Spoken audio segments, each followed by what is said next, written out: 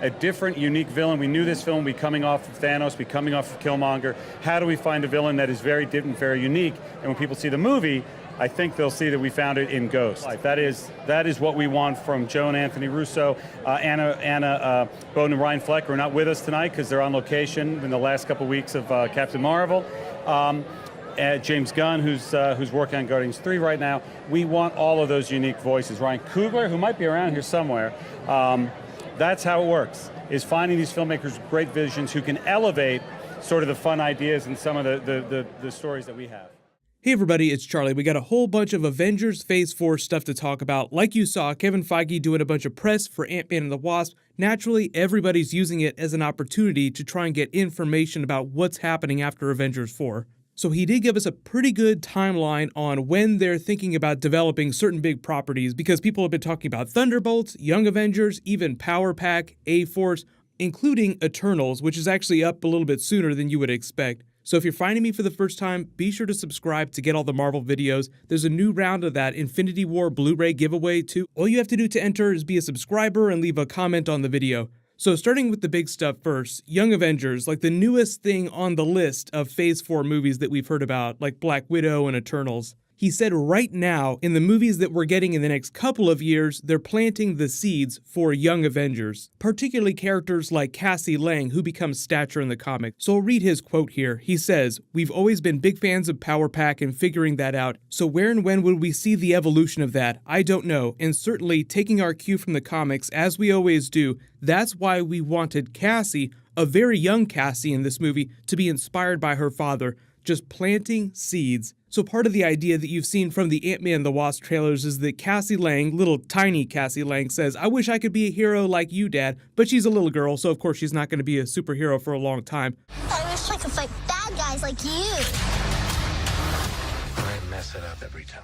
But you all remember that we got a casting notice for what seems like an older version of Cassie Lang, because there's supposed to be some minimal time jump between Avengers 3 and the beginning of Avengers 4. So when he says they're planting seeds for things like Power Pack and Young Avengers, that's what he's talking about. Showing you a vision of something before they sort of fix the universe and the timeline resets to what it should have been before Avengers Infinity War. Then several years down the road, once we get through another Avengers cycle or two, we incorporate the X-Men characters, they have enough really young characters to actually do a Young Avengers movie. So there are a couple properties that you could do alongside traditional Avengers films. So like you have main Avengers films like Infinity War, Avengers 4, Young Avengers, Power Pack, Avengers Academy would be considered something a little bit different from that. Like if you had old man Tony Stark come back for a Young Avengers film so that they could do like a Breakfast Club situation. Well, they battle Kang the Conqueror through time and space. You could do that in a smaller way from what you would consider a traditional Avengers film, like a big $200 million film. You would have to spend that much money on it.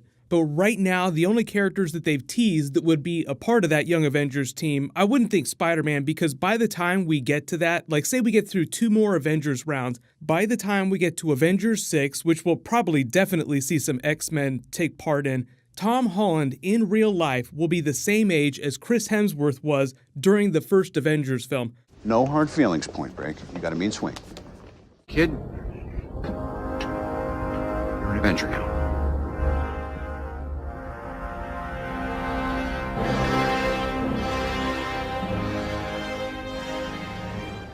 So think about how old Thor looks in the first Avengers film. Like he's a pretty well-developed character by the time we got to that. Tom Holland will be a pretty old version of Spider-Man. So for all of you that wanted an older, more mature, hardcore version of Spider-Man in the MCU, Tom Holland is slowly aging into that, and based on the way that they're going with the Spider-Man films, we'll get through that third Spider-Man film where he graduates from high school before we get to any kind of Young Avengers film or anything like that. And if he was dubbed an Avenger during Infinity War, so I think regardless of his current biological age, you could consider him an A-list Avenger, not just because he's a super popular comic book character, but just remember, there's a lot of stuff that has to happen before they can do a Young Avengers film. You have to introduce those other characters. Like Miss Marvel, Kamala Khan would be another good example of a candidate for a movie like that. Just a much younger version of what you would consider a traditional Avengers level character. So I haven't talked too much about Power Pack because that's sort of an oddball property. If they do Fantastic Four and they work their way up to Franklin and Valeria Richards, don't know if they would ever do those characters, but if they want to do that,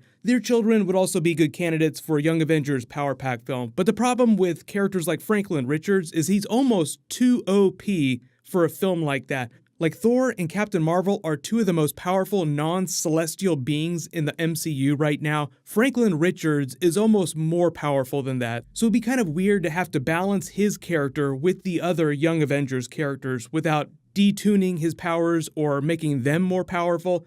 But they've also talked about a Thunderbolts movie. The actress that plays Ghost, Hannah John Kamen, said that she totally wants to come back for a Thunderbolts film. They still have Baron Zemo, they have Frank Grillo's Crossbones, they have plenty of mid-level to A-list villains that they could put in a Thunderbolts movie. Like Michael Keaton's Vulture character would be a good Thunderbolts character. But you have to remember that a lot of Spider-Man characters and a lot of X-Men characters will be entering the universe shortly, so the list just gets deeper and deeper and deeper. The more awesome villains they have that aren't dead at the end of some of these movies, the more people you could put in a Thunderbolts team-up. But I'm kind of hoping we see a Norman Osborn or like a really big A-list villain that they could have to lead that team. Norman Osborn is just a character that they've used so much in the Spider-Man films before we got to Tom Holland that I think that they're chilling on him a little bit before they reintroduce him. But a lot of these plans that Kevin Feige has been talking about are just in service of the very, very different looking Marvel Cinematic Universe that he's been teasing. So Eternals is sort of like a whole separate thing because that's actually more real than this Young Avengers movie that he's talking about.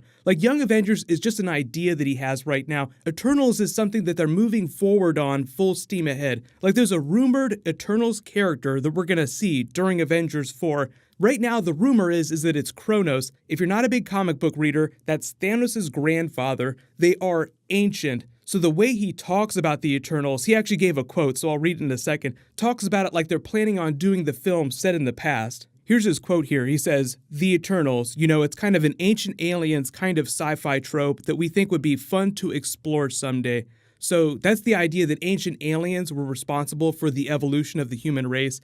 So he then goes on to say, one of the cool things about that property and what Jack Kirby did with it and what's been done with it in recent years is that they've been around for a long time, talking about the Eternals characters. There's this notion of all these myths and legends that we know from ancient times that were inspired by the Eternals characters. So think about the ideas of them introducing really powerful myths into the history of the Earth, then showing you those characters set during the far past. But because the MCU changes a lot of things about comic book characters, like Ego the Living Planet was changed dramatically from his comic book self, just expect whatever they do with that character to be a little bit different. But just let me know in the comments, they do a Young Avengers film in say like 4 or 5 years, who do you want them to include in that? Assuming that they introduce a bunch more characters to put in that within the next couple of films. What'll happen next is I'll post my non-spoilery Ant-Man and the Wasp review that should be up Wednesday morning. While you wait for that, click here for more new Avengers 4 and click here for more cool Infinity War behind the scenes. Thank you so much for watching. Everybody stay awesome. I'll see you guys tonight.